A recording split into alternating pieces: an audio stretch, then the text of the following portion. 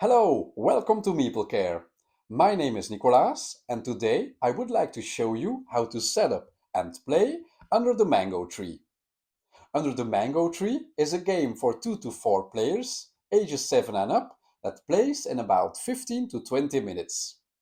The game is published by Deep Game Studios and Pegasus Spiele. Now, before we go to Australia, I would kindly ask you to hit the like and subscribe button. Welcome to Australia. You have been entrusted with a small slice of Australian wilderness, and it is your task to breathe new life into this patch of nature, clearing away the litter that has been left behind and taking care of this once majestic mango tree. The tree used to be full of life and fruits, and with your efforts, you hope to restore the tree back to its former glory. At the end of the game, the player who has created the most vibrant and point-rich ecosystem around their mango tree will be the winner of the game. But before I can teach you how to play, I will first show you how to perform the game setup. First, you take these 60 cards out of the box. These cards all have the same back, but on the front they show you two halves. These halves are either separated by a black line or a white line. These two halves are a combination of two pictures, showing you different types of animals, a number of mango fruits, or these koala-shaped garbage bins. You will tuck these cards under your mango tree, covering up one half of your card, to grow delicious mango fruits and create a lively and a clean habitat. Depending on the number of players, you will now create a draw deck that contains a certain number of cards. If you are playing a two-player game, you first return the 20 cards with a black divider line between the two halves to the box. If playing with 3 or 4 players, you will use all 60 cards to create your draw deck. You now shuffle the deck of cards that matches your player count and you place it face down in the middle of the table. To continue setup, each player now takes the following components and actions. All players first take a tree board and place it in front of them. When you play the game for the first time, you will have to perform a one-time setup for your tree board. You first have to remove these 3 pieces that are marked with a cross. You will not be using these pieces anymore. Then you will flip the board to its other side. You can then peel off the layer that's on top of one of these strips, and you then fold the board inwards. And you then do the same for the other side, removing this upper part and folding the board back inwards to create your tree board. You can already see that this has created some indentations underneath the board, and we will use these to slide the cards underneath our mango tree. So after you have created your tree board, you can then flip it back to the other side. On the board, you will see the mango tree, and you can already see that there is 1, 2, 3, 4, 5 areas where you will be placing these cards. Each player then gets a garbage tile. You flip this tile to match your number of players. We have one side for 2 or 3 players, and on the other side you can see the symbol that matches with a 4-player game. You will then place this garbage tile on your player board. You will cover the backrest of this bench and this lovely family of quokkas. Make sure that the garbage heap is at the left side of the bench. If you are playing a 4-player game, you will of course turn this tile to the 4-player side, but you also have to make 2 adjustments to your mango tree. First up, each player will cover up this mango with a lorikeet. And you will also need this animal covering token with the 4-player symbol on its back. You will use it to cover up the animal scoring for a 2 or 3-player game. To finish setup, each player now takes a storage tile. A storage tile has a night and a day edge. Place the tile with the day edge facing you beside your player board. Each side has a notch that you will use to store the card that you will play during your turn. With setup out of the way, I can now show you how to play Under the Mango Tree. Under the Mango Tree is played over a fixed number of rounds. As you can see on your garbage heap tile, in a 2 and 3 player game, you will play 5 rounds. In a 4 player game, you will play 3 rounds. Each of these rounds consists of 3 phases. In phase 1, you will deal a number of cards to each player according to your garbage heap tile. In a 2 or 3 player game, you will deal out 4 cards. In a 4 player game, you will deal out 5 cards. In phase 2, all players will choose and add cards to their mango tree. And you finish a round by rotating your storage tile during phase 3. Let's now take a detailed look at each of these 3 phases. During phase 1, you deal each player a number of face down cards from the deck according to your player count. As you can see in this 2-player game, each player receives a face down hand of 4 cards. You take these cards into your hand and you hide them from the other players. Under the Mango Tree is what's called a drafting game. This means that all players simultaneously choose a card from their hand to play, and they then pass the rest of their hand to their neighbor. So this is exactly what you will do in phase 2 of the game. Each player chooses a card from their hand to add to their tree board. As you can see, each card has 2 halves, and each of these halves belongs to one of the 5 areas of your board. You have the mango tree area, the beehive, the animal reserve, the coast, and the garbage removal area. Once you have chosen a card, you will also have to decide which of the 2 halves of the card that you will use, because you will always tuck one half of your card underneath your board, so that the half that is matching the area where you want to play it is visible. So once you have chosen a card and decided which of the 2 halves of your card that you will play, you will then place it face down in this storage tile, while all other players also choose a card. But when placing your card face down into the notch of the storage tile, you have to make sure that the half that you want to use in combination with your tree is inside the notch of your tile. So I will place it here because I want to use this animal half, but then of course I will place it face down so the other players don't see which card that I have chosen. Place your remaining hand of cards face down above your storage tile. This is now the pass-on stack. These are the cards that you will pass on to your neighbor.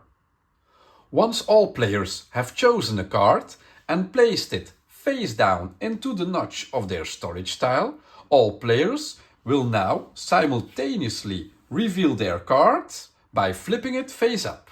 While doing this, all players have to make sure that the chosen half remains in the notch so all players can see which of the 2 halves that you want to play on your board. You then simultaneously take your card and you tuck it under your game board in the matching area. I have chosen an animal, so I will place it in the animal reserve, tucking this part of the card, the koala garbage bin, underneath my board. Let's now take a look at each area in more detail and see how we can score points by tucking cards underneath our board in that specific area. This first area is the mango tree area. Here you will collect lorikeets and grow mango fruits. As you can see on your board, at the end of the game you will score points for this area by multiplying the number of mangoes with the number of lorikeets. All the bees gather at the beehive. To score points in your beehive, you will try to collect and attract as much bees as you can. But more importantly, you want to have more bees than the player to your left and to your right. If you have more bees than the player to your left, you score 8 points. And if you have more bees than the player to your right, you can score another 8 points. Of course, in a two-player game, the player on your left and right is the same player. So in that case, the player with the most bees is the only one who scores 8 points. Down here is the animal reserve. A half of a card can show you an animal belonging to one of the 6 species that are in the game. The amount of points that you score in the animal reserve depends on the number of players. In a 2 or 3 player game, I can score 6 points for each set of 2 of the same species that I have in my animal reserve. Remember, in a 4 player game, you have to cover up this scoring for the 2 and 3 player game. So a set of 2 animals would now score me 7 points. If I can collect 3 animals of the same species in my animal reserve, I will score 14 points in a 4 player game, and I would score 12 points in a 2 or 3 player game. Single animals are worth no points. Let's now add a fish to the coast area. There are 8 types of fish in the game, and in this area you score points depending on the amount of unique fish that are swimming in your coastal area. You can create multiple sets of unique animals. Each number of unique animals in a set will score you the amount of points that you can see on your tree board. This set of 4 different fish would score me 10 points. The last area on your board is this garbage removal area. To keep the area around your mango tree in a pristine state, you will place these koala-shaped garbage bins under your mango tree. That way, the garbage doesn't find its way into nature. At the start of the game, you place this garbage removal tile on your board. This tile not only shows you the number of rounds and the number of cards that you use for the draft, but as you can see, you can also find the number of garbage bins that you need to place in your garbage area. You need to place 4 bins in a 2 to 3 player game, and you need to place 3 bins in a 4 player game. At the end of the game, if you have achieved this goal, you can remove the garbage tile, and as you can see, the quokka family is happy to return to your area. If you can't successfully complete this goal, the tile stays on the board and you will unfortunately score negative points. -9 in a 4 player game and -13 in a 2 or 3 player game. In a minute we will take a look at a complete scoring example. So once all players have chosen and added a card to their tree, they then pass their pass-on stack to their neighbor in the direction of the arrow. This stack of cards that you get from your neighbor is the hand from which you will choose your next card that you will add to your tree. Once a single card is passed to you, you choose which of the 2 halves you want to use and you place it in the notch of your storage tile as usual. After all players have added this last card to their tree, you will move on to phase 3 because it's the end of this round. At the end of the round, during phase 3, all players now rotate their storage tile 180 degrees, so that the arrow now points in the other direction. This means that each round, the direction in which you pass your pass-on stack is changed. In a 2-player game, you skip phase 3 because of course you always pass your cards to the other player. The game will end when at the beginning of phase 3 the draw deck is empty. At that moment a scoring takes place. Let's see how many points I have scored with my mango tree. For scoring each player's tree you can of course use pen and paper, but I do want to show you that if you scan the QR code that's in the rulebook, it will provide you with the free Deep Print Games app. Here you can find a lot of the Deep Print games and you can then click on the game that you are playing. We are playing Mango Tree and it will open a scoring sheet for that particular game. At the top, you can add your player's name, so my name and let's say my wife's name. And then it will help you to score each of the different areas of your tree. Let's start by looking at my mango tree. I have 4 mangoes and 2 lorikeets, which gives me 8 points. Let's say that my wife scored 12 points. Next up is the beehive area. I have more bees than she has, so I score 8 points, and she sadly doesn't score any points. In my animal reserve, I have 1 set of 3 animals of the same species, so this would give me 12 points. And my wife has 2 sets, so she scores 24 points. Now it's time to score our ocean area. I have 2 sets of different fish.